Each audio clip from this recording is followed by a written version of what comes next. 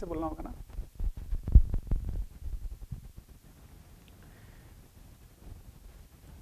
Good morning everyone. हम लोग बात कर रहे थे अपना प्लांट एनाटॉमी के बारे में, और उसमें हमने अब तक बात कर लिया है अबाउट मेरिस्टेमेटिक टिश्यू, उसके फीचर्स के बारे में हमने बात कर लिया है। हमने उसके डिफरेंट टाइप्स के बारे में भी बात कर लिया है, जिसमें हमने बात करा था about classification on the basis of origin, classification on the basis of function and position as well, ये हमने बात करा हुआ है।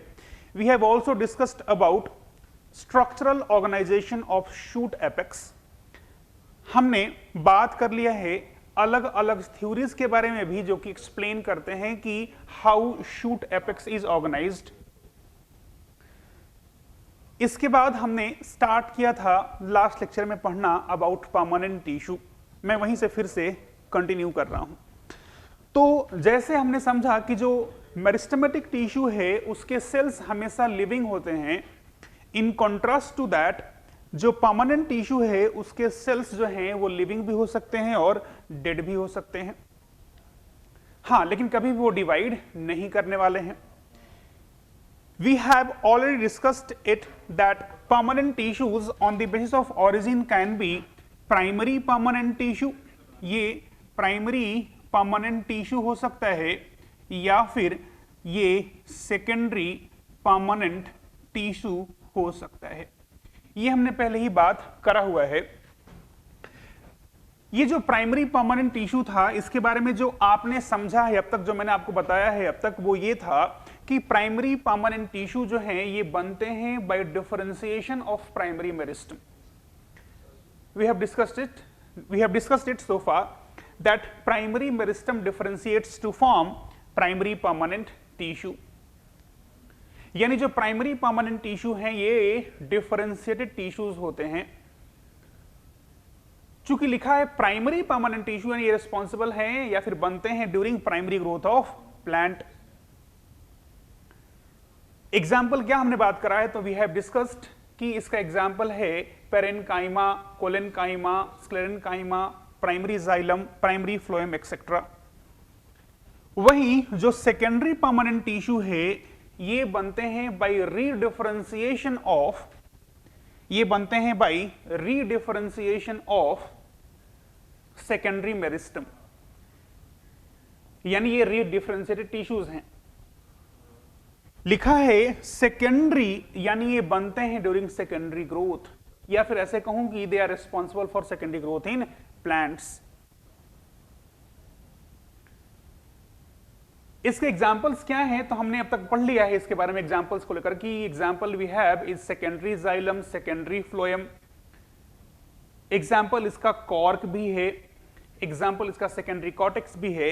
इतना तो हमने अब तक समझा हुआ है कि प्राइमरी और सेकेंडरी परमानेंट टिश्यू क्या है। इसको यहीं पे छोड़ते हैं क्योंकि डिटेल में और आगे भी आएगा, और बात करते हैं कि जो परमानेंट टिश्यू है ये मेनली दो तरह का होता है। लास्ट लेक्चर में मैंने एक चार्ट भी बना के दिया था आपको। एक है सिंपल परमानेंट टिश्यू। ये जो सिंपल परमानेंट टिश्यू है इसके अलग अलग टाइप्स हैं। जैसे एक है पेरेनकाइमा। अब किसी भी परमानेंट टिश्यू को आप सिंपल परमानेंट टिश्यू तब कहते हैं जब उसके कंपोनेंट सेल्स एक जैसे हों। कंपोनेंट सेल्स कैसे हैं? एक जैसे हैं, तो आपने कहा वो सिंपल है। चूंकि डिवाइड नहीं कर रहे हैं तो परमानेंट है, लेकिन component cells are exactly similar, तो आपने कहा वो सिंपल परमानेंट टिश्यू है। जिसका एक टाइप मैं बोल रहा हूं पहले, और वो है पेरेनकाइमा, और इसके बारे में ही हम लोग पहले बात करेंगे। So right now we will be discussing about this parenchyma only. अब ये जो पेरेनकाइमा है इसके क्या क्या फीचर्स हैं जरा उसकी हम लोग बात कर लेते हैं। ये पेरेनकाइमा जो है ये हमेशा लिविंग नेचर का होता है। This is of always living nature. ये phylogenetically, this is phylogenetically most primitive tissue, यानी जब टिश्यूज इवॉल्व हुए तो out of all permanent tissues this was first formed tissue. और पहली बार कहां बना? तो ये बना पहली बार ब्रायोफाइट्स में। तो फिलहाल मैंने कहा है कि ये फाइलोजेनेटिकली मोस्ट प्रिमिटिव टिश्यू है। इसे आप फंडामेंटल टिश्यू का भी नाम देते हैं, एंड द रीजन इज कि बाकी सारे टिश्यूज इसी से डिराइव होते हैं। Most of other tissues are derived from parenchyma only. तो आपने कहा ये एक फंडामेंटल टिश्यू है, सबसे प्रिमिटिव है और ये फंडामेंटल टिश्यू भी है। जैसे इसे जस्टिफाई कर सकते हैं अपन इस बात से जो हमने समझा है अब तक कि at the time of secondary growth, मैं वही एग्जांपल ले रहा हूं जो मैंने आपको समझाया था पहले कि at the time of secondary growth जो पेरेन्काइमेटस सेल्स होते हैं पिथरेज के, याद आ रहा होगा आपको, जो हमने बनाया था डाइकॉट स्टेम का बाउंड्री लाइन डायग्राम, उसमें वास्कुलर बंडल के बीच में लेबल किया था हम लोगों ने पिथ रेज, या फिर नाम दिया था मेडुलरी रेज। और वो जो पिथरेज हैं वो बने किसके हैं? पेरेन्काइमेटस सेल्स के बने हुए हैं।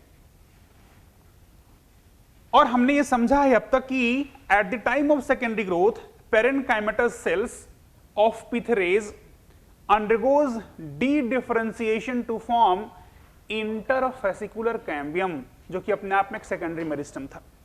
तो that interfascicular cambium is developing from parenchyma only। तो आपने कहा इस तरह से जस्टिफाई किया मैंने कि अपने आप में एक फंडामेंटल टिश्यू है ये। इसके जो कंपोनेंट सेल्स हैं, those component cells are either oval in shape, या फिर हो सकता है कि ये आइसो डायमेट्रिक हो यानी स्फेरिकल हो, या हो सकता है कि ये पॉलीगोनल हो।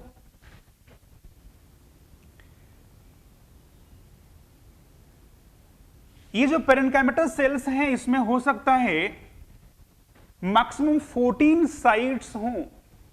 पॉलीगोनल ठीक है, बहुत सारे साइड्स होंगे, मैक्सिमम कितने हो सकते हैं? 14। और उसके लिए लिख सकते हैं आप कि पेरेन्काइमेटस सेल्स आर टेट्रा कोई डेकाहेड्रॉन, यानी 14 साइड वाले भी ये हो सकते हैं। तो ये रहा इनके शेप के बारे में इंफॉर्मेशन। चूंकि मैंने कहा है कि ये लिविंग नेचर के हैं, इनके पास एक टिपिकल जो प्लांट सेल में होता है वो सब कुछ है, यानी इनके पास सैप वैक्यूल है, इनमें प्रोटोप्लाज्म है, यानी टिपिकल सेल में जो कुछ भी होता है प्लांट सेल में वो सारे कंपोनेंट्स यहां पे अवेलेबल हैं। यहां जो सेल वॉल है that cell wall is thin and elastic type का, यानी यहां भी प्राइमरी सेल वॉल ही प्रेजेंट है, सेकेंडरी सेल वॉल यहां पे नहीं दिख रहा है आपको। लाइव है ना? लाइव ही है ना? हेलो,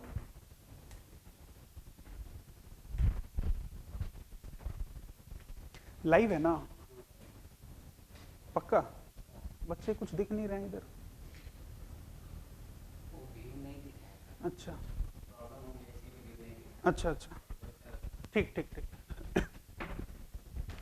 तो मैंने कहा कि जो पेरेन्काइमेटस सेल्स हैं इनका सेल वॉल थिन है और इलास्टिक नेचर का होता है। कई बार इनमें इंटरसेलुलर स्पेस होता भी है और कई बार नहीं भी होता है, यानी ये स्पेस हो भी सकता है और नहीं भी हो सकता है, ये आपको ध्यान रखने का है। अब यहां अगर मान लीजिए मैंने कहा इंटरसेलुलर स्पेस है, तो ध्यान रखिएगा इंटरसेलुलर स्पेस हो या फिर कैविटी हो प्लांट के अंदर, वो दो तरह का हो सकता है। ये ले रहा हूं मैं कि जो प्लांट में आपको कैविटी दिखता है ये दो तरह के हैं। एक कैविटी जो है उसे कहते हैं आप साइजोजीनस कैविटी और एक होता है लाइसीजीनस कैविटी। अब ये जो साइजोजीनस कैविटी है या फिर लाइसीजीनस कैविटी है वो कैसे आपस में दूसरे से अलग अलग हैं, जरा इसको भी समझ लीजिए। जैसे मान लीजिए मैंने कहा कि ये कंपोनेंट सेल्स थे, ये अलग अलग सेल्स दिख रहे हैं आपको, यहां मैंने 8 सेल्स बनाए हैं। अब अगर इन सेल्स में स्प्लिटिंग हो जाए, यानी सेल्स उससे अलग अलग हो जाएं, लाइक दिस 1 2 3 4 5 6 7 एंड 8 सेल्स यहां भी थे, 8 सेल्स यहां भी है, लेकिन यहां देख रहे हैं आप कि एक कैविटी बना है। अगर ये कैविटी को देखें तो कैसे बना है, by splitting of cells, cells उससे अलग अलग हो गए तो बना कैविटी। जब भी कभी कैविटी ऐसे बने उसे कहते हैं आप साइजोजीनस कैविटी। एक होता है लाइसीजीनस कैविटी, नाम में आंसर है लाइसिस, यानी रप्चर कर जाना। किसका रप्चर करना है, यहां पे सेल्स का रप्चर करना है। जैसे मान लीजिए मैंने कहा कि ये 1 2 3 4 5 6 7 एंड 8, ये इस तरह से 8 सेल्स लिए हैं मैंने फिर से, और अगर ये बीच वाला जो सेल है उसका लाइसिस हो जाए, यानी 1 2 3 4 5 6 एंड 7, ये 7 सेल्स रहे, बीच का जो एक सेल उसका लाइसिस हुआ है तो बन गया कैविटी।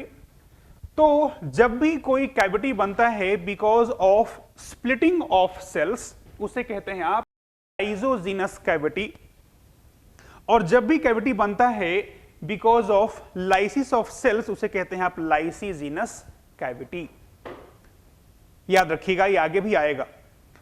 अब मैं यहां पे आता हूं फिर से वापस। मैंने कहा है कि पेरेन्काइमा में जो इंटरसेलुलर स्पेस है, जो कैविटी दिखता है आपको, वो यूजुअली कैसा है, वो यूजुअली लाइसीजीनस नेचर का है। कैसा है, this is usually of lysigenous nature, यानी सेल्स का लाइसिस होने से बनने वाला ये कैविटी है यूजुअली। ठीक बात है। अब यहां जो सबसे इंपॉर्टेंट पॉइंट है पेरेन्काइमा के बारे में वो ये है कि these are responsible for storage of food. ये क्या काम करने वाले हैं, they are responsible for storage of food. हालांकि इस पॉइंट से आपको डेविएशन दिखेगा कि कुछ और भी काम है, लेकिन कोई पूछता है आपसे अगर आज के बाद, जो कि पूछा जाएगा क्योंकि इंपॉर्टेंट पॉइंट है, कि what is primary function of parenchyma, तो you will be saying storage of food is the primary function. ठीक बात है, तो स्टोरेज इनका प्राइमरी फंक्शन है। और क्या है इसके बारे में इंफॉर्मेशन, तो इसे आप यूनिवर्सल टिश्यू का भी नाम देते हैं। This is known as universal tissue. अब ऐसा क्यों है, ऐसा क्या है कि ऐसा नाम देना पड़ा आपको, तो जो पेरेन्काइमा है ये आपको नियरली हर प्लांट पार्ट में देखने को मिलेगा, चाहे वो रूट हो, चाहे वो स्टेम हो, चाहे वो लीफ हो, चाहे वो फ्रूट हो, चाहे वो फ्लावर हो, you will get to see this parenchyma थोड़ा या फिर ज्यादा in nearly all plant parts. इसीलिए आपने कहा कि एक ऐसा है यूनिवर्सल टिश्यू है, या फिर इसको ऐसे देखें कि ये हर प्लांट ग्रुप में अवेलेबल है, चाहे वो ब्रायोफाइट है, चाहे वो टेरिडोफाइट है, चाहे वो जिम्नोस्पर्म है, चाहे वो एंजियोस्पर्म है, उन सब में ये टिश्यू पेरेन्काइमा आपको देखने को मिलेगा। तो आपने कहा ये यूनिवर्सल टिश्यू कहलाता है। ठीक बात है, तो ये रहा इस पेरेन्काइमा का फीचर के बारे में इंफॉर्मेशन। एक बार फिर से फटाफट मैं बोल देता हूं क्या क्या इसका फीचर था, और फिर आगे बात करेंगे अबाउट टाइप्स ऑफ पेरेन्काइमा। मुझे यहां पे दिख नहीं रहा है कितने लोग देख रहे हैं, जस्ट लेट मी नो आप लाइव हैं, देख रहे हैं। आपको कुछ डाउट अगर हो रहा है, क्वेरी है, तो आप लिखें ताकि मुझे समझ में आए कि हाँ लोग देख रहे हैं। तो एक बार फिर से मैं फीचर बोल देता हूं।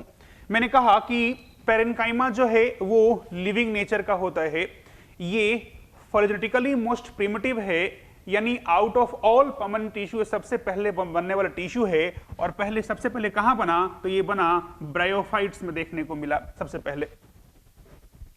मैंने कहा कि ये फंडामेंटल टिश्यू है क्योंकि बाकी सारे परमानेंट टिश्यू यहीं से डिराइव हुए हैं, ये भी आपको ध्यान रखना चाहिए। मैंने कहा कि ये नियरली हर प्लांट पार्ट में आपको देखने को मिलेगा, चाहे वो रूट हो, स्टेम हो, लीफ हो या कोई भी हो। मैंने कहा इसके जो सेल्स हैं, इन सेल्स का शेप देखें तो ये ओवल है या फिर आइसोडायमेट्रिक है या फिर ये 14 साइड्स वाले यानी टेट्राकोइडेकाहेड्रॉन टाइप के हो सकते हैं। यहां सैप वैक्यूल मिलने वाला है, यहां प्रोटोप्लाज्म जो है वो आपको दिखने वाला है। जो सेल वॉल है वो थिन है, इलास्टिक है, यानी प्राइमरी सेल वॉल है वो, और यहां पे इंटरसेलुलर स्पेस हो भी सकता है, नहीं भी हो सकता है। अगर है तो यूजुअली वो लाइसिजीनस टाइप का होता है। ठीक बात है, ये इंफॉर्मेशन था अबाउट पैरेनकाइमा। अब आगे बात करते हैं अबाउट टाइप्स ऑफ पैरेनकाइमा। मैंने कहा है कि जो प्राइमरी फंक्शन है पैरेनकाइमा का वो क्या है, स्टोरेज है फूड का। अब इसी से कुछ डेविएशन होगा और अलग अलग टाइप के बारे में हम लोग बात कर रहे होंगे।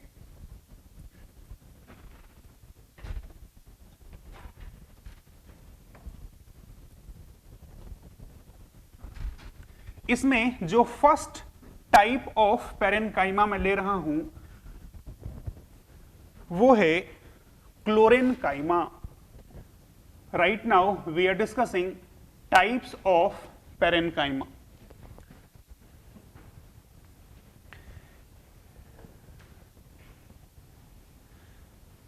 Which shape is isodiametric, मतलब आइसो मतलब एक, डायमीटर यानी हर तरफ से डायमीटर एक ही है, चाहे यहां से यहां आओ, यहां से यहां आओ, यहां से यहां आओ, यानी कैसे हो गए, ये स्फेरिकल शेप के हो गए। तो जो स्फेरिकल शेप है उसी को आप कहते हैं isodiametric shape. Naina, it must be clear to you. Diksha says, sir parenchyma nucleated होते हैं या non nucleated? The moment I say कि ये लिविंग नेचर का है तो आपको ध्यान रखने का है कि ये कैसे होंगे, ऑलवेज न्यूक्लिएटेड ही होंगे। यूजुअली न्यूक्लियस रहेगा तभी कोई सेल सरवाइव कर पाएगा, लिविंग हो पाएगा, अदरवाइज नहीं। तो अगर सेल लिविंग है तो ऑब्वियस सी बात है, आज के बाद ध्यान रखिएगा कि वो न्यूक्लिएटेड ही होगा। Is parenchyma involve in photosynthesis? थोड़ा वेट कर लीजिए, क्लियर हो जाएगा। अभी के लिए हाँ, इन्वॉल्व होते हैं। तो आगे बढ़ते हैं, और जो सबसे पहला मैं ले रहा हूं पैरेनकाइमा का टाइप वो है क्लोरेनकाइमा। और इस क्लोरेनकाइमा से रॉकी आपका जो क्वेश्चन है वो अपने आप सॉल्व हो जाएगा। अब ये वैसे पैरेनकाइमा हैं जो कि रिस्पॉन्सिबल हैं फॉर फोटोसिंथेसिस, वैसे पैरेनकाइमा जिनके पास एबंडेंस ऑफ क्लोरोप्लास्ट हुआ करता है, which are specialised for photosynthesis only, उसे कहते हैं आप क्लोरेनकाइमा। क्लोरीन ग्रीन से आया है, यानी उसके पास क्लोरोप्लास्ट है, काइमा मतलब टिश्यू होता है। तो मैंने कहा है कि क्लोरेनकाइमा वैसे पैरेनकाइमा हैं जो हैं रिच इन क्लोरोप्लास्ट, यानी they are of photosynthetic nature. आप इसे एक और टर्म दे सकते हैं कि उनमें फोटोसिंथेसिस होता है, या फिर कह सकते हैं आप वहां CO2 का एसिमिलेशन होता है, एक ही बात है। जब आप रिकॉल करेंगे इक्वेशन ऑफ फोटोसिंथेसिस तो याद आएगा CO2 plus H2O forms glucose plus O2। तो यहां पे क्या हो रहा है, CO2 से ग्लूकोज बन रहा है, यानी CO2 का हो रहा है एसिमिलेशन। तो फोटोसिंथेसिस को CO2 एसिमिलेशन भी आप कहते हैं, ध्यान रखिएगा। अब जरा ये कहां मिलता है, जरा उसकी बात कर लेते हैं। ये आपको मिलता है इन मेसोफिल टिश्यू, या फिर मैं ऐसे कहूं कि जो मेसोफिल टिश्यू है they are example of chlorenchyma. मैं यहां पे एक रफ स्केच कर रहा हूं डाइकोट लीफ का। ध्यान रहे, डाइकोट लीफ का डिटेल आपको इस चैप्टर में आगे पढ़ने वाले हो आप, लेकिन अभी के लिए एक रफ स्केच कर रहे हैं ताकि ये चीज क्लियर हो जाए। अब जब आप मान लीजिए मैंने कहा कि ये डाइकॉट लीफ है, ये डाइकॉट लीफ देख रहे हैं आप, तो इस डाइकॉट लीफ में बीच में मिडरिब होगा, है ना, मिडरिब होगा। मिडरिब में क्या रहता है, जाइलम फ्लोएम यानी वैस्कुलर टिश्यूज रहते हैं। अब ये जो लीफ है, जिसका ये लीफ एपेक्स है, ये फ्लैट वाला पार्ट लेमिना कहलाता है, ये लीफ का मार्जिन कहलाता है। इसको मैंने काटा है इस प्लेन में, ऐसे काट दिया मैंने। इस लीफ को ऐसे काट करके आप सामने से ऐसे देख रहे हैं। अगर ये लीफ है, इसको मैंने सामने से काटा है ऐसे और आपको दिखा रहा हूं ऐसे, तो आपको क्या दिखने वाला है, आपको दिखेगा ऊपर में एक एपिडर्मिस, लीफ के ऊपर एपिडर्मिस, नीचे भी होता है एक एपिडर्मिस। एक रफ स्केच है, ध्यान रखिएगा, मैंने एक लाइन से दिखा दिया एपिडर्मिस है। अब इस एपिडर्मिस के मैंने कहा था कि ये लीफ है, बीच में क्या था, मिडरिब, यानी यहां आपको दिख रहा है ये वस्कुलर बंडल। जो मिडरिब है वो क्या है, जाइलम फ्लोएम है। तो ये यहां पे जाइलम फ्लोएम वगैरह है, जिसको मैं अभी डिटेल में बात नहीं कर रहा हूं। और इस एपिडर्मिस के बीच में जो पार्ट है उसी कहते हैं मेसोफिल। फिल मतलब क्या, लीफ, मेसो मतलब क्या, मिडल। तो लीफ के बीच में जो टिश्यू उसका नाम क्या है, मेसोफिल टिश्यू है। अब ये टिश्यू डाइकॉट लीफ की बात कर रहे हैं आप, तो दो तरह का होता है। अगर मैंने कहा कि ये लीफ का अपर सरफेस है, ये मैंने कहा लोअर सरफेस है अगर लीफ का, तो अपर सरफेस की तरफ एपिडर्मिस के ठीक नीचे कुछ इस तरह से एलोंगेटेड सेल्स होते हैं जो कि टाइटली पैक्ड हैं। इस तरह से एलोंगेटेड सेल्स हैं, लंबे लंबे सेल्स हैं जो कि टाइटली पैक्ड हैं। ध्यान रहे एक रफ स्केच ही है ये जो एलोंगेटेड सेल्स हैं जो कि टाइटली पैक्ड हैं, जो कि वन और फ्यू लेयर्स में अरेंज्ड हैं, इन्हें नाम देते हैं आप पैलिसेड पेरेन्काइमा। क्या नाम देते हैं बेटा, पैलिसेड पेरेन्काइमा नाम देते हैं। ये जो पैलिसेड पेरेन्काइमा है, इसे आपने पहले भी 9th में पढ़ा होगा जब लीफ का आप स्ट्रक्चर बनाते थे। 9th में हो सकता है या फिर 10th में पढ़े हो जब आप पढ़े हो फोटोसिंथेसिस के बारे में। तो फिलहाल ये पैलिसेड पेरेन्काइमा है। इसके ठीक नीचे आपको मिलते हैं इस तरह से loosely arranged, you will get to see loosely arranged cells. These loosely arranged cells which are spherical in shape are known as spongy parenchyma. ये कौन से टिश्यूज हैं, ये पेरेन्काइमा ही हैं, इसका नाम है स्पॉन्जी पेरेन्काइमा।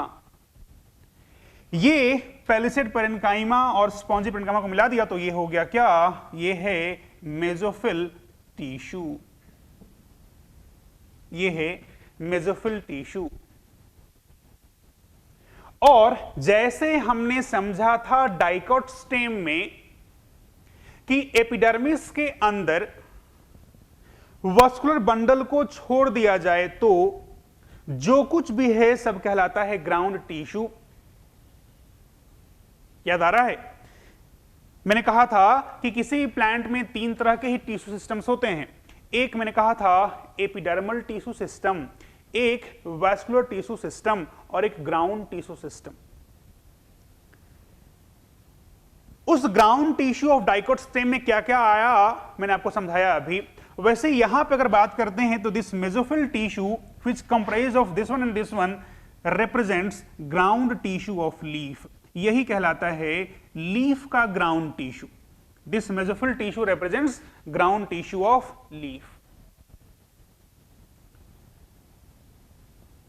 तो ये जो पैलिसेड पेरेन्काइमा है, जो स्पॉन्जी पेरेन्काइमा है, यहां पे आते हैं। इन पैलिसेड पेरेन्काइमा में क्लोरोप्लास्ट है, स्पॉन्जी पेरेन्काइमा में भी क्लोरोप्लास्ट है। यानी this two tissues are meant for assimilation only, photosynthesis only, इसीलिए आप कह सकते हैं क्या हैं, these are पेरेन्काइमा। ये जो मेसोफिल टिश्यू है क्या है, अपने आप में क्लोरेन्काइमा है, यानी रिस्पॉन्सिबल है फॉर फूड सिंथेसिस। अब ये जरा यहां पे और आते हैं, बात करते हैं। जब भी आप किसी डाइकॉट लीफ को देखेंगे, आज ही देखना लेक्चर के बाद, कोई डाइकॉट लीफ देखना अपने आसपास जो है गमले में जो लगा है उसी को तोड़ के देखना। आप जब देखेंगे आप डाइकॉट लीफ को, तो जो अपर सरफेस होता है डाइकॉट लीफ का that upper surface is dark green. Intensity of green color is more on upper surface, while that lower surface of dicot leaf appears light green in color. Greenish दोनों हैं, लेकिन ऊपर वाला surface dark green, नीचे वाला light green है। उसका क्या रीजन है, जरा उस पे आते हैं। अभी तक हमने समझा है कि अपर साइड की तरफ कौन सा टिश्यू है, पैलिसेड पेरेन्काइमा है। अब मैं कह रहा हूं पैलिसेड पेरेन्काइमा में जो क्लोरोप्लास्ट का नंबर है वो ज्यादा है। क्लोरोप्लास्ट यहां भी है, क्लोरोप्लास्ट यहां भी है, but number of chloroplast is higher in this tissue than this one.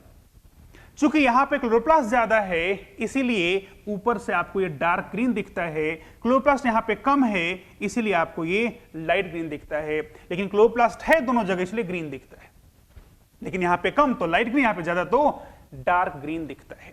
तो ये जो क्लोरेन्काइमा है, ये भी क्या है, अपने आप में पेरेन्काइमा ही है। लिखा तो है पैलिसेड पेरेन्काइमा, स्पॉन्जी पेरेन्काइमा, यानी पेरेन्काइमा ही है, लेकिन चूंकि खाना बना रहे हैं तो आपने कह दिया ये क्या है, क्लोरेन्काइमा है। आई होप ये क्लियर होगा। तो ये था first type of parenchyma, that is क्लोरेन्काइमा।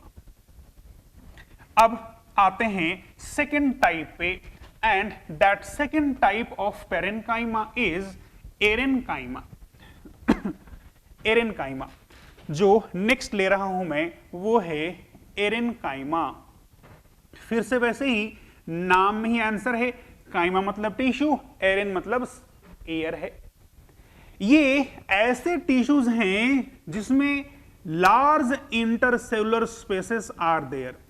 Sales के बीच में अच्छा खासा गैपिंग है। आपने कहा intercellular, large intercellular space is there. और ये जो टिश्यू है जिसमें आपने कहा लार्ज इंटरसेलुलर स्पेसेस हैं, इसमें भरा क्या रहता है, एयर भरा रहता है, जिसे आप कह सकते हैं एयर कैविटी बना हुआ है। This air cavity which is actually large intercellular space only is filled with gases, और जहां कहीं भी ये मिलते हैं ये उस प्लांट को फ्लोट करने में हेल्प करेंगे। It will provide buoyant force. जो हाइड्रोफाइट्स होते हैं, you will get to see this in hydrophytes. कई सारे ऐसे हाइड्रोफाइट्स हैं, जैसे फॉर एग्जांपल एक एग्जांपल ले रहा हूं मैं यहां पे, आइकॉर्निया। आइकॉर्निया जिसका कॉमन नेम होता है वाटर हायसिंथ, जिसे हम लोग अपने रीजनल लैंग्वेज में कहते हैं जलकुंभी। तो ये जो आइकॉर्निया है, जो कि इसका साइंटिफिक नेम हो गया, जेनरिक नेम लिखा है मैंने यहां पे, इस वाटर हायसिंथ को अगर आपने कभी देखा है तो आपको दिखेगा जैसे काफी मोटा सा, हेवी सा है अपीयरेंस वाइज देखने में, लेकिन जब उसको आप उठाएंगे हाथों से तो बहुत हल्का रहता है। एंड रीजन इज कि उसमें ढेर सारा एयर कैविटी है, जिससे मोटा तो हो गया वो, लेकिन उसमें हवा भरा हुआ है। And being light in weight, it will provide buoyant force helping in floatation of that plant. तो ये आपको दिखता है हाइड्रोफाइट्स के अंदर। Sir why some leaves have colour other than green, वो बेटा अलग चीज हो गया। आप जब किसी भी लीफ के बारे में बात करते हैं तो लीफ का या फिर किसी भी प्लांट पार्ट का क्या कलर होगा, that is because of pigment, है ना। तो प्लांट्स में अलग अलग टाइप के पिगमेंट्स मिलते हैं। ये पिगमेंट हो सकता है फोटोसिंथेटिक पिगमेंट है या फिर नॉन फोटोसिंथेटिक पिगमेंट है। जैसे हम लोगों के अंदर मिलता है मेलानिन, क्या है, पिगमेंट है जो रिस्पॉन्सिबल है हम लोगों के कॉम्प्लेक्शन के लिए। मेलानिन ज्यादा तो कॉम्प्लेक्शन डार्क होगा, मेलानिन कम तो कॉम्प्लेक्शन फेयर होगा। ये भी पिगमेंट है एक। वैसे ही प्लांट में मिलता है अलग अलग टाइप का पिगमेंट, उसमें से एक है फोटोसिंथेटिक पिगमेंट जो कि रिस्पॉन्सिबल है फॉर फोटोसिंथेसिस। अब ये पिगमेंट हो सकता है क्लोरोफिल हो या फिर हो सकता है कैरोटीन हो। तो क्लोरोफिल होगा तो ग्रीन दिखता है, अदरवाइज अगर कैरोटीनोइड होगा तो ऑरेंज कलर होगा, येलो कलर होगा, रेड कलर होगा, हम लोग उसके बारे में बात करेंगे। यानी क्लोरोफिल के चलते ग्रीन दिखता है, दूसरे पिगमेंट्स होंगे तो कोई और कलर वहां पे दिख रहा होगा। तो यहां मैंने कहा कि जो एरेनकाइमा है ये किसका फीचर है? ये फीचर है हाइड्रोफाइट्स का। कौन सा हाइड्रोफाइट? जो कि यूजुअली फ्लोट कर रहे हैं, जैसे मैंने कहा आइकॉर्निया का, ये आइकॉर्निया के अंदर आपको ये देखने को मिलेगा। वैसे ही आते हैं थर्ड टाइप पे, and that is stellate parenchyma. Stellate parenchyma, ध्यान रखिएगा। आज के बाद स्टिलेट का मतलब क्या होता है? स्टार शेप का, इट मींस स्टार। तो ये जो पेरेनकाइमा है उनका शेप कैसा है? ये स्टार शेप के मिलते हैं। और कहां मिलते हैं? ये तो नाम में आंसर था कि ये स्टार शेप के होते हैं। कहां मिलते हैं? तो ये मिलता है आपको इन सूडोस्टेम, या फिर मैं कह सकता हूं लीफ बेस ऑफ बनाना। समझिएगा इस बात को अच्छे से। आप अगर बनाना प्लांट देख रहे हैं तो आप जिसे स्टेम समझते हैं बनाना प्लांट में, वो स्टेम नहीं है। जो स्टेम है बनाना में, that is underground in form of rhizome. जब पढ़ेंगे हम लोग चैप्टर मॉर्फोलॉजी ऑफ एंजियोस्पर्म, वहां हम लोग बात करेंगे डिटेल में अबाउट राइजोम क्या होता है। फिलहाल मैं इतना कहना चाह रहा हूं कि जो बनाना प्लांट है, इसमें आप जिसे स्टेम समझते हैं, जिससे लीफ अटैच्ड है, वो एक्चुअली स्टेम नहीं है। जो एक्चुअल स्टेम हो कहां है? मिट्टी के अंदर रहता है, यानी सब टेरेनियन, मिट्टी के नीचे हुआ करता है उसका एक्चुअल स्टेम। किस फॉर्म में होता है? राइजोम के फॉर्म में होता है। जैसे जिंजर है, राइजोम है, वैसे ही बनाना का भी जो स्टेम है वो अंडरग्राउंड हुआ करता है, राइजोम के फॉर्म में रहता है। और जिसे आप स्टेम समझते हैं वो स्टेम नहीं है, वो क्या है? मॉडिफाइड लीफ बेस है।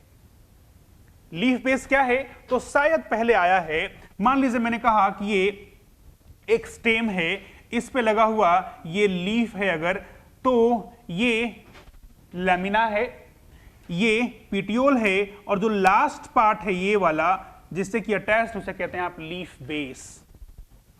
ठीक बात है। अब ये जो लीफ बेस है ये कई बार मॉडिफाई हो जाता है, और यही लीफ बेस जो कि आपको यूजुअली दिखता सिलिंड्रिकल है, नॉर्मली कैसा दिखता? सिलिंड्रिकल दिखता है ये किसी भी लीफ में। लेकिन बनाना में ये जो लीफ बेस है,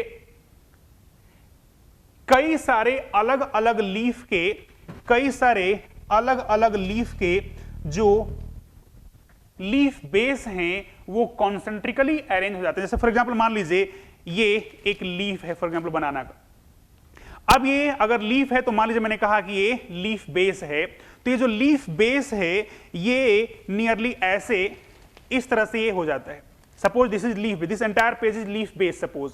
तो ये सिलिंड्रिकल ना होकर कैसा हो जाता है? ये ऐसा शीथ जैसा पतला, जैसे पेपर दिख रहा है वैसा हो जाता है, और ये ऐसे अलाइन हो जाता है ऐसे। ये एक लीफ बेस के बारे में हमने कहा। ऐसे ढेर सारे लीफ बेस हैं जो कि आपस में इस तरह से अरेंज हो जाते हैं।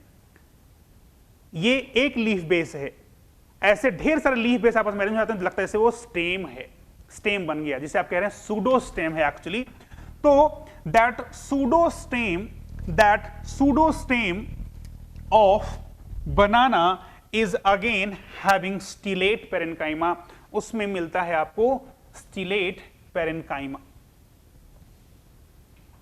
अब ये जो स्टिलेट पेरेनकाइमा है, यहां भी आपको मिलता है ढेर सारा एयर कैविटी।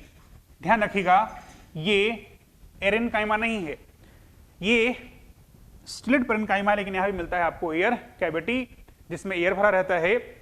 एंड यही कारण है कि आप देखे होंगे जो केले का, जिसे अपन कहते हैं खंभ या फिर थंब कहते हैं, जो यूज करते हैं आप डेकोरेशन में या फिर पूजा वूजा में यूज करते हैं, आप उसको पानी में डालते हो और तो भी वो फ्लोट करता रहता है। कारण क्या है? That pseudostem which is actually leaf base of banana is having numerous air cavities which remains filled with gases and thus helps in flotation of that pseudostem. तो आपको काम आएगा ये कि this stellate parenchyma is found in leaf base और pseudostem of banana. यहां पे हमने बात किया है अब तक about 3 different types of parenchyma. आगे बढ़ते हैं और आते हैं फोर्थ टाइप पे बात करते हैं, and that fourth type of parenchyma is,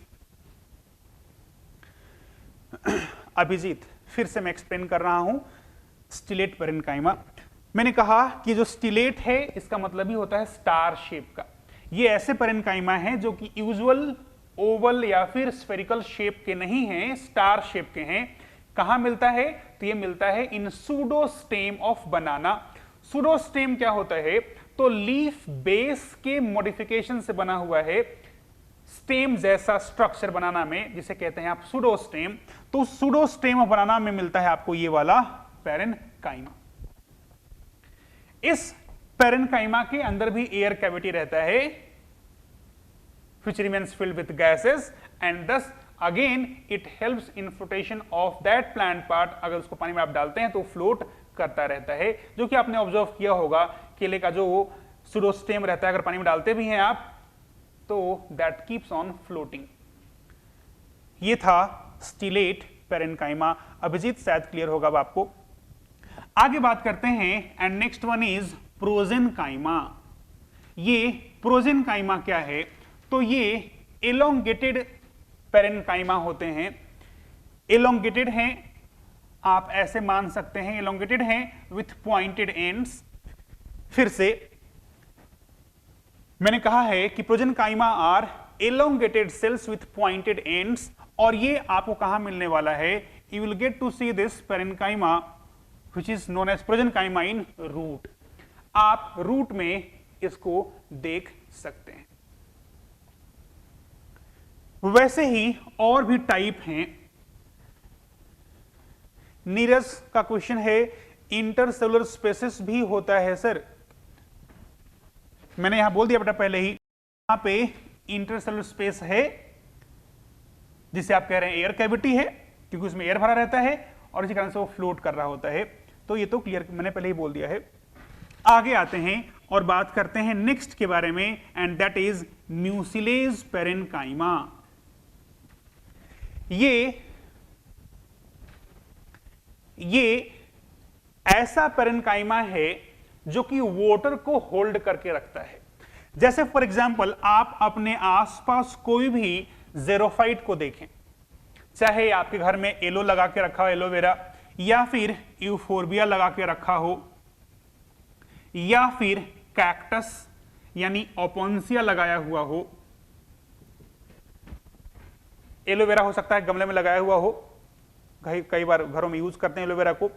euphorbia भी आप देखे हैं, भले पहचान नहीं रहे होंगे, ये यूफोर्बिया ऐसा दिखता है, एक स्टेम दिखेगा आपको मोटा सा ग्रीनिश, जिसमें कांटे निकले होंगे इस तरह से साइड से, और हो सकता है टिप पे कुछ लेदरी से लीफ हो, रेयरली, लेकिन लीफ हो सकते हैं ऊपर में इस तरह से, नियरली लीफलेस से हुआ करता है, लेकिन लीफ हो सकता है ऊपर में इस तरह से। यूजुअली अपने यहां लगाते हैं, जो भी मिसकंसेप्शन है, बुरी नजर से बचाने के लिए गेट के बाहर लगा के रखते हैं लोग इसको, यूफोर्बिया को। वैसे ही ओपोन्सिया पे देखे होंगे आप, जिसे हिंदी में नागफनी कहते हैं, ये रहा ओपोन्सिया, जिसमें फिर से जो स्टेम है वो फ्लैट लीफ जैसा दिखता है आपको, यहां कांटे लगे हैं। अब ये ओपोन्सिया के बारे में बात नहीं कर रहे डिटेल में, हम लोग बात कर रहे हैं अबाउट दिस वन, इसलिए बहुत परेशान नहीं होना है कि इसके बारे में बहुत बताया नहीं आपने। बात करेंगे समय आने पे, और समय आएगा जब पढ़ेंगे हम लोग मॉर्फोलॉजी। तो फिलहाल मैंने कहा कि एलोवेरा या फिर यूफोर्बिया या फिर ओपोन्सिया सब क्या है? जीरोफाइट्स हैं, यानी ऐसे प्लांट्स हैं जो कि ग्रो करते हैं उन जगहों पे जहां पानी कम है। यानी अगर आप एलोवेरा लगा के रखे हैं, यूफोर्बिया लगा के रखे हुए हो, ओपोन्सिया लगा के रखे हैं आप गमले में, तो पानी कम देंगे तो भी वो पौधा मर नहीं जाएगा। बाकी प्लांट्स का नखरा रहता है, पानी कम देंगे सूख जाएगा वो, लेकिन ये प्लांट ज़ेरोफाइट हैं, पानी कम देंगे तो भी ये सर्वाइव कर जाएंगे। कैसे कर जाएंगे? क्या एडेप्टेशन है? एडेप्टेशन ये है कि इन टिश्यूज, इन प्लांट्स के अंदर मिलता है आपको म्यूसिलेज पेरेन्काइमा। ये ऐसा पेरेन्काइमा है जो कि स्लाइमी सिक्रीशन रिलीज करता है, चिपचिपा सा। इसे वो लोग बहुत बेहतर तरीके से समझ रहे होंगे जो लोग कभी एलोवेरा यूज किए होंगे। एलोवेरा जूस जो डब्बे में आता है वो नहीं। अगर आपने उसका स्टेम तोड़ा हो, उसमें से पल्प निकाला हो, कभी नहीं निकाला तो आप घर जाके तोड़ के देखना उसमें जरा, अगर एलोवेरा लगा हुआ है तो उसका जब आप स्टेम का छिलका हटाएंगे तो will get to see nearly gel like transparent सा पल्प मिलेगा, फ्लैश मिलेगा अंदर, जो कि चिपचिपा होगा, म्यूसिलेजिनस होगा। क्यों म्यूसिलेजिनस है वो? तो उसमें एक पेरेन्काइमा है जो कि म्यूसिलेजिनस सिक्रीशन करता है, और ये म्यूसिलेजिनस यानी स्लाइमस सिक्रीशन क्या है, किसके लिए रिस्पॉन्सिबल है? तो ये वाटर को रिटेन करता है, वाटर को होल्ड करता है। एडेप्टेशन देखो आप, ये ज़ेरोफाइट्स थे, ये वैसे प्लांट्स हैं जो उन्होंने अपने आप को डेवलप करा कि भैया पानी कम रहेगा तो भी हम ग्रो कर लेंगे, पानी कम रहेगा तो भी ग्रो कर जाएंगे। इसके लिए उन्होंने कई सारे अपने अंदर एडेप्टेशंस बिल्डअप किए, डेवलप किए। जैसे क्या? तो किसी भी प्लांट में जितना पानी प्लांट एब्जॉर्व करता है, चाहे कम एब्जॉर्व करे या फिर ज्यादा एब्जॉर्व करे, 99% of absorbed water is lost in form of vapor through transpiration। कोई भी पौधा पानी कम एब्जॉर्व करता है या फिर ज्यादा एब्जॉर्व करता है, उस एब्जॉर्ब्ड अमाउंट ऑफ वाटर का 99% वो लूज कर देता है ट्रांसपिरेशन में ही, यानी नियरली 1% या फिर मैं कहूं less than 1% is utilised for metabolic reactions. अब आप सोच रहे हो कि ऐसा क्यों है, क्यों करना पड़ रहा है ऐसा पौधे को? तो आगे हम बात करेंगे। ट्रांसपिरेशन को कहते हैं आप, transpiration is essential evil. Essential भी है लेकिन बुरा भी है। एसेंशियल क्यों? ट्रांसपिरेशन होगा तभी पानी का एब्जॉर्प्शन हो पाएगा। कैसे, उसमें नहीं जाने का अभी, फिलहाल मैं इतना कह रहा हूं तो मान लेना है मेरी बात कि ट्रांसपिरेशन होता है तभी पानी का एब्जॉर्प्शन हो पाता है रूट से। ट्रांसपिरेशन होता है तभी एसेंट ऑफ सैप हो पाता है, यानी पानी जो एब्जॉर्ब हुआ है रूट में वो पहुंच पाता है लीफ तक, और लीफ तक पहुंचता है तभी तो खाना बना पाता है वो। यानी ट्रांसपिरेशन होना भी चाहिए, और ज्यादा होगा तो पानी का बहुत ज्यादा लॉस होगा। देखे होंगे आप अभी गर्मी के टाइम पे सुबह में आपने पानी डाला था गमले में, शाम होते तो मुरझा जाता है वो पौधा। क्यों? क्योंकि दिन भर तेज धूप में रहने के चलते उसमें पानी का लॉस हुआ। वाटर लॉस होने के चलते क्या हुआ? सारे सेल्स फ्लैसिड हो गए यानी सिकुड़ गए, तो पूरा प्लांट ही आपको दिख रहा है जैसे ड्रूपिंग हो गया यानी मुरझा गया। शाम में फिर से आप पानी डालते हैं, मॉर्निंग में फिर से फ्रेश हो जाता है वो पौधा। क्यों? रात में फिर से पानी एब्जॉर्व कर लिया वो, लेकिन रात में ट्रांसपिरेशन तो नहीं हुआ, तो पानी जमा हो गया यानी सेल सारे फूल गए, तो लीफ बिल्कुल, प्लांट बिल्कुल फ्रेश दिख रहा है आपको। तो ये मैंने कहा कि ट्रांसपिरेशन का होना जरूरी है, लेकिन बहुत ज्यादा हो तो भी पौधे को नुकसान है, क्योंकि बहुत ज्यादा पानी का लॉस हो जाएगा। अब ये जो प्लांट है बेचारे पहले से ही गरीब हैं, ये वहां ग्रो कर रहे हैं जहां पे पानी पहले से ही कम है। They can not afford to lose that much amount of water through transpiration. तो ट्रांसपिरेशन ज्यादा नहीं हो, इसके लिए क्या किया इन्होंने? अपने लीफ को मॉडिफाई कर दिया, किसमें? स्पाइन्स के फॉर्म में मॉडिफाई किया हुआ है।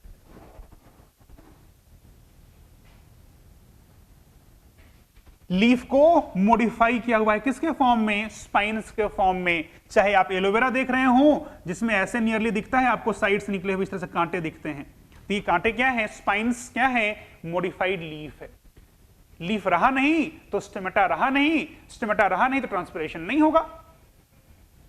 Getting my point? लेकिन लीफ नहीं रहने से क्या हुआ? नुकसान क्या हुआ? खाना कौन बनाएगा फिर? इसीलिए इनका जो स्टेम था वो कैसा हो गया? ग्रीन हो गया। ये जो स्टेम है, ये जो स्टेम है, ये जो स्टेम है वो कैसा है? ग्रीन है, सो दैट ये खाना बना सके। तो मैंने कहा है कि ज़ेरोफाइट्स के अंदर आपको मिलता है म्यूसिलेज पेरेन्काइमा, जो कि पानी को होल्ड करने में कैपेबल है। ट्रांसपिरेशन कम हो, इसीलिए यहां पे पानी को होल्ड करके रखने वाला म्यूसिलेजिनस सिक्रीशन होता है, जो कि पानी को होल्ड करके रखता है।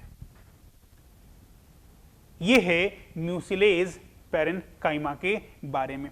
आगे बात करते हैं और आते हैं नेक्स्ट टाइप ऑफ पेरेन्काइमा पे, जो कि है इडियोब्लास्ट। अब ये इडियोब्लास्ट क्या है? तो ये वैसे पेरेन्काइमा हैं जो कि वेस्ट मटेरियल को या मैं कहूं जो ऑर्गेस्टिक सब्सटेंसेस को स्टोर करके रखते हैं। आप याद कीजिए, हमने समझा था कि जो ऑर्गेस्टिक सब्सटेंस वो तीन तरह का हो सकता है, secretory, stored food and waste product, जिसमें हमने बात करा था नाइट्रोजनस, नॉन नाइट्रोजनस टाइप का मॉलिक्यूल, हमने बात करा रेजिन, टेनिन के बारे में, हमने बात करा अल्कलवैड के बारे में। तो वो सब क्या है? ऑर्गेस्टिक सब्सटेंस हैं। तो अगर कोई पेरेन्काइमा इनको स्टोर करता है तो उसे कहते हैं आप सिंपली इडियोब्लास्ट है। ठीक बात है। तो ये था डिफरेंट टाइप्स ऑफ पेरेन्काइमा, जैसे कि chlorenchyma, aerenchyma, stellate parenchyma, prosenchyma, mucilage parenchyma and idioblast. ये थे डिफरेंट टाइप्स ऑफ पेरेन्काइमा। अब आते हैं second type of simple permanent tissue पे, जो कि है कोलेनकाइमा। Next is collenchyma.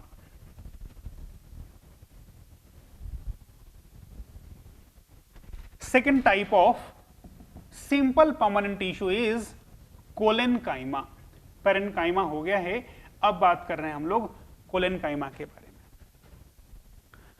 चूंकि सिंपल परमानेंट टिश्यू है ये, तो यहां भी कंपोनेंट सेल्स कैसे होंगे? कंपोनेंट सेल्स आर सिमिलर, एक जैसे हैं सारे के सारे कंपोनेंट सेल्स। इसे आप कहते हैं लिविंग मैकेनिकल टिश्यू। अब इसे आप लिविंग मैकेनिकल टिश्यू क्यों कह रहे हैं? लिविंग तो अंडरस्टूड सी बात है कि सेल्स कैसे हैं? लिविंग हैं। जैसे पेरेन्काइमा के सेल्स लिविंग थे, वैसे इसके भी सेल्स कैसे हैं? लिविंग हैं। मैकेनिकल का मतलब क्या है? क्यों मैकेनिकल टिश्यू कह रहे हैं आप? तो इसको एड्रेस करने के लिए एक और पॉइंट में एड्रेस कर रहा हूं पहले, कि इन सेल्स का जब शेप देखेंगे तो सेल्स आर एक्चुअली एलोंगेटेड, लेकिन जब आप टीएस काट के देख रहे हो तो मानो मैंने कहा ये एक कोलेनकाइमा है, दिख रहा है आपको एलोंगेटेड है, लेकिन इसको हम लोग टीएस में काट दें और सब ऊपर से देखें तो कैसा दिखेगा? It will appear nearly spherical in shape ना। कैसा दिख रहा है आपको? ऐसे स्फेरिकल दिख रहा है, स्फेरिकल शेप का, लेकिन है कैसा? है एक्चुअली एलोंगेटेड है। तो मैंने वही कहा कि cells are actually elongated but appears spherical in shape. दिखते हैं ये स्फेरिकल, लेकिन होते कैसे हैं? एलोंगेटेड शेप के होते हैं। चूंकि लिविंग सेल्स हैं तो यहां भी ऑब्वियसली सैप वैक्यूल मिलने वाला है, यहां भी ऑब्वियसली प्रोटोप्लाज्म मिलने वाला है, ऑब्वियसली यहां भी न्यूक्लियस मिलने वाला है। जो जो मिलता है टिपिकल सेल में यहां भी मिलने वाला है। हो सकता है कुछ कोलेनकाइमा के अंदर क्लोरोप्लास्ट मिलता हो। क्लोरोप्लास्ट अगर मिलता है तो that collenchyma will be photosynthetic in nature. ध्यान रहे, कोलेनकाइमा में हमेशा क्लोरोप्लास्ट मिलेगा ऐसा नहीं कह रहा हूं मैं, मिलता है कई बार। अगर मिलता है तो अपना काम कर रहा हो क्लोरोप्लास्ट। क्या है वो काम? खाना बनाने का काम है। ये जो टिश्यू है इसके कंपोनेंट सेल्स को देखें अगर आप, ये रहा कोलेनकाइमा, तो आपको दिख रहा है सेल्स स्फेरिकल हैं। इनका जो सेल वॉल है उस पे there is deposition, cell wall is having thickening, cell wall पे थिकनिंग है। जो सेल वॉल है वो बना हुआ है सेलुलोज का, हेमिसेलुलोज का, और उसमें डिपोजिशन है किसका? पेक्टिन का डिपोजिशन है। मैं फिर से रिपीट कर रहा हूं, जो इसका सेल वॉल है that cell wall is having thickening of cellulose, hemicellulose and pectin. अब ये जो कॉर्नर्स हैं इनके सब में इस तरह से थिकनिंग दिखा दिया मैंने, सब में सेल वॉल दिख रहा है इस तरह से। कह रहा हूं कि जो इनका ये इंटरसेलुलर स्पेस है, इस इंटरसेलुलर स्पेस में भी जो कॉर्नर्स हैं वहां there is thickening, more thickening, यानी यहां पे ज्यादा पेक्टीन मिलता है, यानी ये जो गैप दिख रहा था आपको वो गैप भरा हुआ है। And because of this you will not get to see intercellular space. मैं फिर से रिपीट कर रहा हूं, मैंने कहा है कि ये जो सेल्स हैं, इन सेल्स के सेल वॉल को जब देखेंगे आप तो वहां पे आपको मिलने वाला है सेल वॉल पे थिकनिंग जो है सेलुलोज, हेमिसेलुलोज और पेक्टीन का। इस पेक्टीन का डिपोजिशन जो है इन कॉर्नर्स पे भी है, एंड बिकॉज ऑफ दैट इनके बीच का इंटरसेलुलर स्पेस जो है वो नहीं दिखता, क्योंकि उसमें भर गया है क्या, पेक्टीन। और ये जो पेक्टीन है ये होता है हाइड्रोफिलिक नेचर का। कैसा होता है, हाइड्रोफिलिक नेचर का होता है, यानी ये वाटर लविंग है। अब ये जो कोलेनकाइमा है इसमें आपने देखा है पेक्टीन है, ध्यान रखिएगा पेक्टीन अगर होता है तो it will increase the strength of that plant part.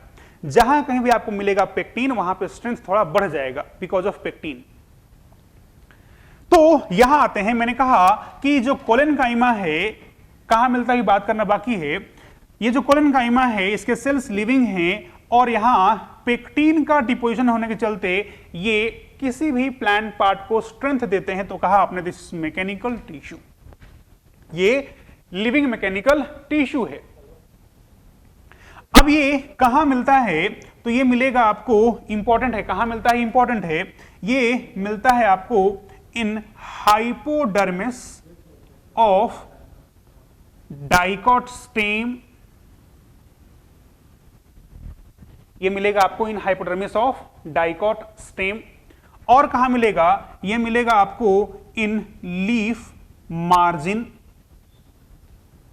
यानी अगर ये लीफ है तो दिस साइड इज लीफ का मार्जिन। और कहां मिलेगा आपको, तो ये मिलेगा आपको लीफ के पिटियोल में या फिर फ्लावर के पेडिसिल में आपको देखने को मिलेगा ये कोलेनकाइमा। इंपॉर्टेंट है।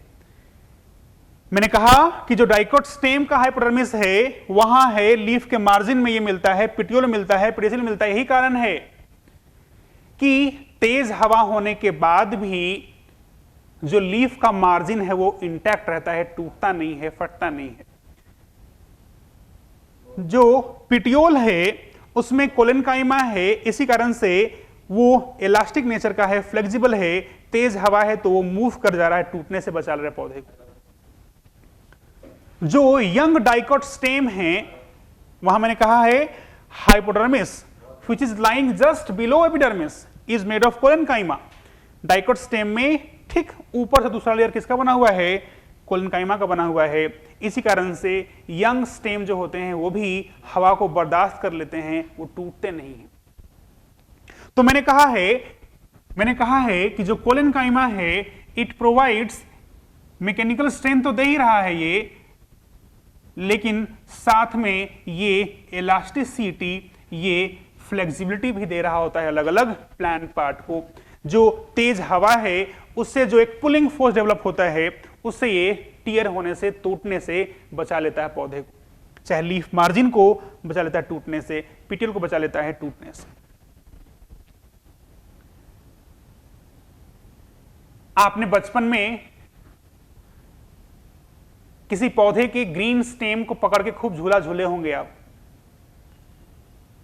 झूला क्यों झूल पाए आप, क्योंकि वहां पे कोलेनकाइमा था जो कि मजबूती भी दे रहा था, साथ में उसे इलास्टिक नेचर भी दे रहा था, तभी आप नीचे खींचे फिर वो ऊपर जा रहा था।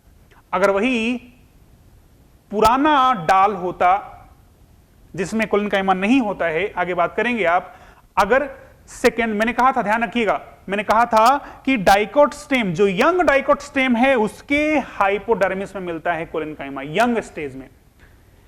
सेकेंडिकल शुरू हो जाता है अगर, तो कोलेनकाइमा खत्म हो जाता है, यानी जो इलास्टिसिटी है वो खत्म हो जाता है। वो मजबूत हो जाएगा लेकिन इलास्टिक तो नहीं रहेगा, बिल्कुल रिजिड हो जाएगा वो। तो ये मैं समझा रहा था कि अगर कोई यंग स्टेम को पकड़ झूला झूले थे आप तो झूल पाए थे, और वही अगर कोई सूखा हुआ डाल था उसको पकड़ कभी झूला झूलना चाहे थे आप, चाहे कभी झूलना चाहेंगे तो वो टूट जाएगा, गिर जाओगे नीचे। क्यों? क्योंकि वहां पे कोलेनकाइमा नहीं है जो उसे इलास्टिसिटी दे रहा हो। तो ये था कोलेनकाइमा के बारे में। कहां मिलता है तो ध्यान रखिएगा, डाइकोट स्टेम के हाइपोडर्मिस में मिलता है। यानी कहां नहीं मिलता है, ये भी पॉइंट अपने आप में इंपॉर्टेंट हो जाता है। ये आपको नहीं मिलता है मोनोकॉट स्टेम में। You will not get to see this in monocot stem. Monocot stem में कहीं भी आपको नहीं मिलने वाला है ये वाला, और ना ही रूट में, चाहे वो डाइकोट का रूट हो चाहे मोनोकॉट रूट हो, किसी के रूट में नहीं मिलने वाला है। और मोनोकॉट स्टेम में आपको ये टिश्यू नहीं मिलने वाला है। ये था अबाउट कोलेनकाइमा, जो कि सेकेंड टाइप का था, सिंपल परमानेंट टिश्यू। अब आते हैं अपन थर्ड सिंपल परमानेंट टिश्यू पे, जो कि लास्ट भी है, और वो है sclerenchyma. Last one is sclerenchyma. ध्यान रखिएगा, जहां कहीं भी ये स्क्लेरेन टर्म आ जाए उसका मतलब होता है रिजिड। ठीक बात है, स्क्लेरो का मतलब ही होता है रिजिड, टफ। तो ये जो स्क्लेरेनकाइमा है इसे आप कहते हैं डेड मैकेनिकल टिश्यू। कंफ्यूज नहीं होने का है, collenchyma was living mechanical tissue, ये कैसा है, डेड मैकेनिकल टिश्यू है। डेड क्यों कह रहे हैं आप, क्योंकि यहां पे जो सेल्स हैं उनका जो सेल वॉल है, इन सेल्स के सेल वॉल को जब आप देखेंगे तो you will get to see cell wall में secondary cell wall.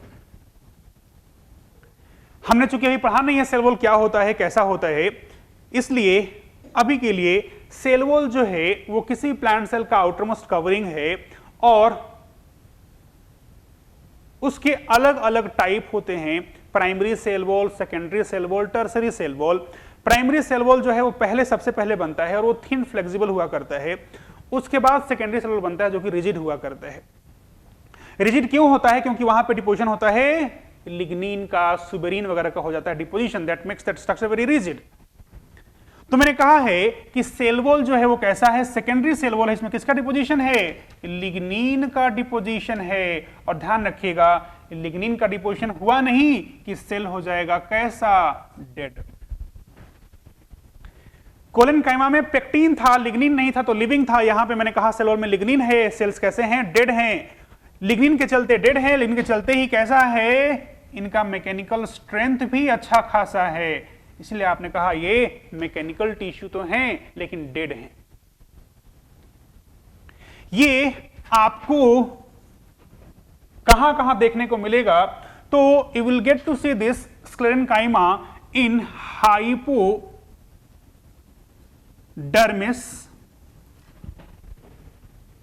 Hypodermis of monocot stem. जो मोनोकॉट स्टेम है उसके हाइपोडर्मिस में मिलेगा स्क्लेरेनकाइमा। मैं यहीं पे बोल दूं कि जो डाइकोट स्टेम का हाइपोडर्मिस था वहां पे था कोलेनकाइमा, मोनोकॉट स्टेम का जो हाइपोडर्मिस है वहां मिलेगा आपको स्क्लेरेनकाइमा। आगे आने वाले लेक्चर्स में हम लोग डिटेल में बात करने वाले हैं how dicot and monocot stem appears like, तो वहां अच्छे समझ में आएगा आपको। फिलहाल मोनोकॉट स्टेम के हाइपोडर्मिस में क्या मिलता है, स्क्लेरेनकाइमा मिलता है।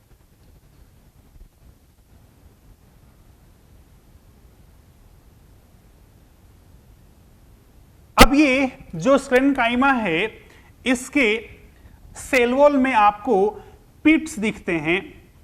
पिट्स क्या हैं, तो मान लीजिए मैंने कहा कि ये एक सेल है, प्लांट सेल है, इसका ये प्राइमरी सेल वॉल है, इसके अंदर ये बन रहा है सेकेंडरी सेल वॉल, ये बना है इसके अंदर सेकेंडरी सेल वॉल। अब ये जो मैं रेड से लेबल कर रहा हूं ये मोटा सा क्या है, सेकेंडरी सेल वॉल है, इसमें डिपोजिशन रहता है लिग्निन का, सुबेरिन का वगैरह वगैरह। अब कई बार क्या होता है, हर जगह डिपोजिशन हुआ और यहां पे नहीं हुआ, मान लीजिए यहां पे डिपोजिशन नहीं हुआ, यहां डिपोजिशन नहीं हुआ, तो गड्ढा बन गया ना, कैविटी बन गया ना। इसी कैविटी को आप क्या नाम देते हैं, आप नाम देते हैं पिट्स। क्या नाम देते हैं, पिट्स। तो पिट्स भी डिटेल में आएगा आपको तब जब पढ़ेंगे हम लोग सेल के बारे में। फिलहाल के लिए जो पिट्स हैं, these are formed on secondary cell wall and are found because of irregular deposition, यहां लिग्निन का डिपोजिशन नहीं हुआ तो पिट्स बन गए, कैविटी बन गए। तो मैंने कहा यहां पे पिट्स मिलते हैं जो कि हो सकता है सिंपल पिट हो या फिर हो सकता है कि बॉर्डर्ड पिट हो। दो तरह के पिट्स होते हैं, सिंपल पिट एंड बॉर्डर्ड पिट, तो दोनों यहां पे हो सकते हैं। अब ये जो स्क्लेरेनकाइमा है जो कि डेड है, इसके भी दो टाइप होते हैं, और वो दो टाइप क्या क्या हैं जरा उसकी भी बात कर लेते हैं। क्योंकि मैंने कह दिया पहले कि ये डेड है तो आपको अंदर में सैप वैक्यूल नहीं दिखना है, प्रोटोप्लास्ट नहीं देखना है, यहां न्यूक्लियस नहीं देखने को मिलेगा, अंदर में खाली जगह है। सेल्स आर डेड मतलब क्या, सिर्फ सेल वॉल बचा है और कुछ है ही नहीं। सेल अगर डेड है इसका मतलब क्या है, उसमें सिर्फ और सिर्फ सेल वॉल है, nothing else is there inside that. Simple सा बात है। अब आगे बढ़ते हैं और बात करते हैं about types of this sclerenchyma. इसके मेनली दो अलग अलग टाइप हैं, and those two different types are, मैं यहां पे एक टेबल बना रहा हूं जो आप जब भी नोट्स बनाएंगे तो उसमें आप इसको अच्छे से ड्रॉ कीजिएगा। ये है अगर स्क्लेरेनकाइमा, तो इसके मेनली दो टाइप्स होते हैं, एक होता है स्क्लेरिड्स और दूसरा होता है फाइबर्स। जो स्क्लेरिड्स हैं इसके भी अलग अलग टाइप है, जैसे ब्रैकी स्क्लेरिड्स,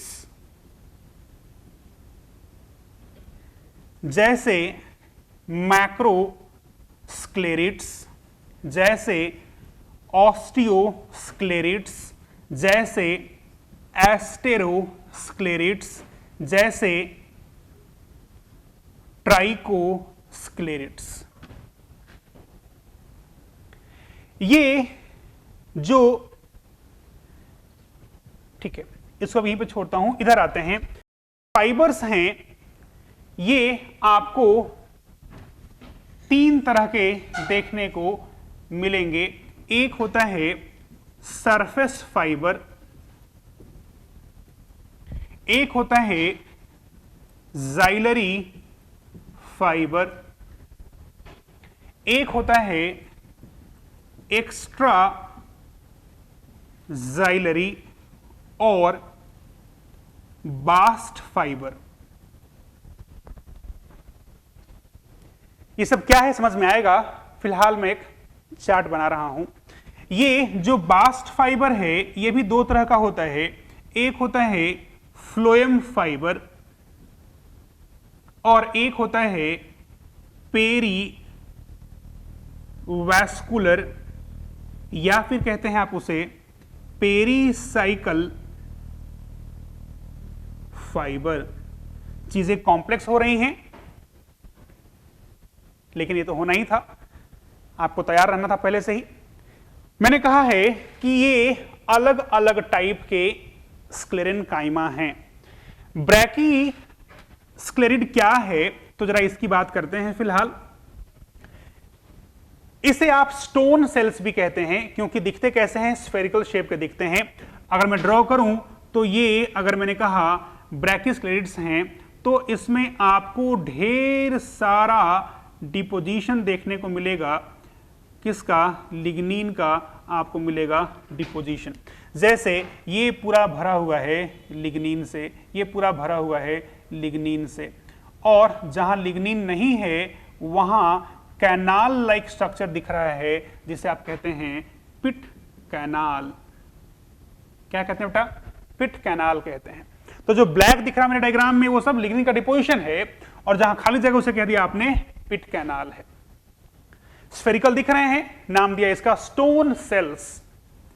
अब ये लिग्निन का डिपोजिशन है, इसमें शेप इनका स्फेरिकल है। लिग्निन का डिपोजिशन इतना है कि ये नियरली अंदर में जगह काफी कम बचा है। ल्यूमेन, ल्यूमेन कहते हैं जो अंदर का जगह उसे कहते हैं ल्यूमेन। तो बहुत ल्यूमेन जो है नैरो हो गया है because of excessive deposition of lignin. ये कहां मिलता है आपको देखने को, तो वो इंपॉर्टेंट है। ये आपको मिलता है देखने को इन कॉर्टेक्स। जो कॉर्टेक्स है वहां देख सकते हैं आप, जो पिथ है डाइकोट स्टिंग में सबसे अंदर वाला पार्ट याद कीजिए, सबसे सेंटर में पार्ट, दैट वाज पिथ या फिर मेडुला। पिथ मिल सकता है या फिर आपको मिल सकता है इन पल्प ऑफ फ्रूट्स। कई सारे ऐसे फ्रूट्स हैं इसके पल्प में मिलेगा आपको, जैसे फॉर एग्जांपल गुआवा, जिसका साइंटिफिक नेम होता है सीडियम, या फिर पियर, साइंटिफिक नेम होता है पाइरस, या फिर चीकू, साइंटिफिक नेम होता है एकारस सपोटा।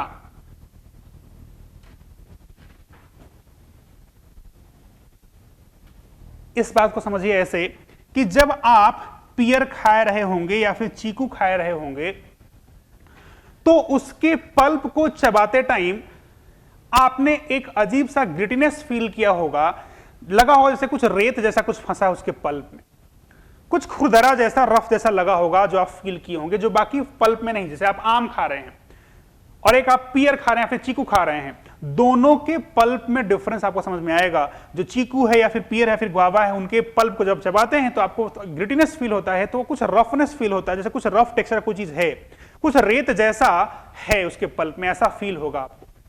वो क्या है? वही ब्रैकी स्क्लेरिड है। कड़क क्यों लग रहा है? क्योंकि उसमें स्फेरिकल शेप के लिग्निन के डिपोजिशन वाले सेल्स हैं, कंपोनेंट्स हैं। चूंकि लिग्निन था तो कड़क था, तो आप फील कर पाते हैं कि हाँ कुछ कुछ तो कड़ा मिल रहा है आपको, रेत जैसा मिल रहा है कुछ कुछ। तो ये ब्रैकी स्क्लेरिड्स होता है।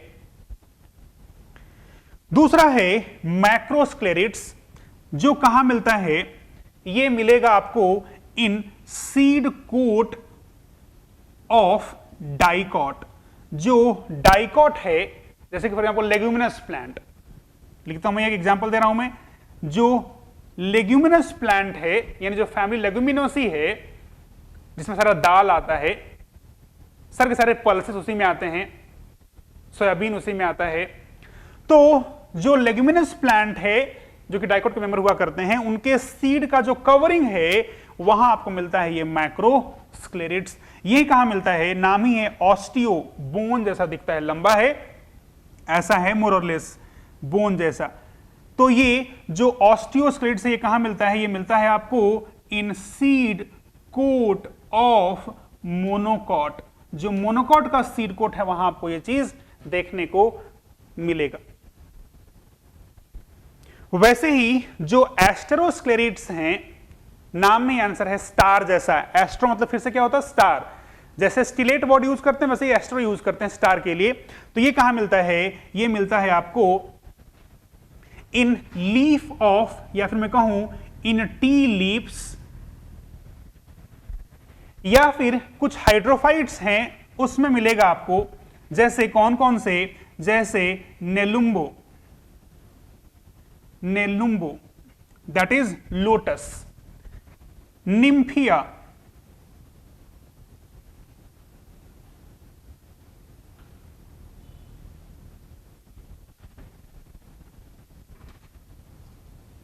ये जो निम्फिया है जिसे आप कहते हैं वाटर लिली, नेलुम्बो है जो कि है लोटस, टी लीव्स, इनमें आपको देखने को मिलता है एस्टेरोस्क्लेरिड्स।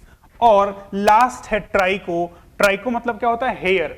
ये ऐसे लंबे से एलोंगेटेड से स्ट्रक्चर्स हैं। ट्राइको मतलब ध्यान रखना है हेयर होता है। हेयर के डॉक्टर स्पेशलिस्ट ट्राइकोलॉजिस्ट कहलाते हैं। तो जो ट्राइको स्क्लेरिड्स हैं वो कहां देखने को मिलेगा आपको? ये मिलेगा आपको in aerial roots of monstera.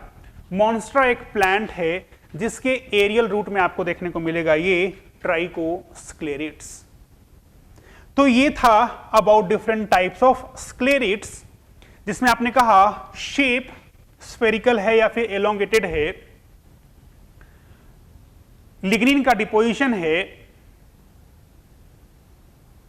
और कहां कहां मिलता है ये हमने बात कर लिया है। अगली बार जब मिलेंगे हम लोग तो बात करेंगे फाइबर्स के बारे में। लगता है काफी कम लोग आज ऑनलाइन हैं, बहुत क्वेरी भी नहीं है आपका। अगली बार जब हम लोग मिलेंगे तो बात करेंगे फाइबर्स के बारे में। आज के लिए इतना ही। आज के लेक्चर्स में आपको बहुत कुछ मिला है जो कि आपको याद करना होगा, मगअप करना होगा, और ऐसे ही एनुअल लेक्चर्स में लगातार और कंटेंट बढ़ता जाएगा, इसलिए आप मेंटली तैयार रहिएगा और आप चीज़ों को आज के आज ही लेक्चर के बाद पढ़ लीजिएगा, जो डाउट हो पूछ लीजिएगा। आज के लिए इतना ही, थैंक यू। मिलेंगे अगली बार, तो बात करेंगे फाइबर्स के बारे में, बात करेंगे जाइलम के बारे में, बात करेंगे फ्लोएम के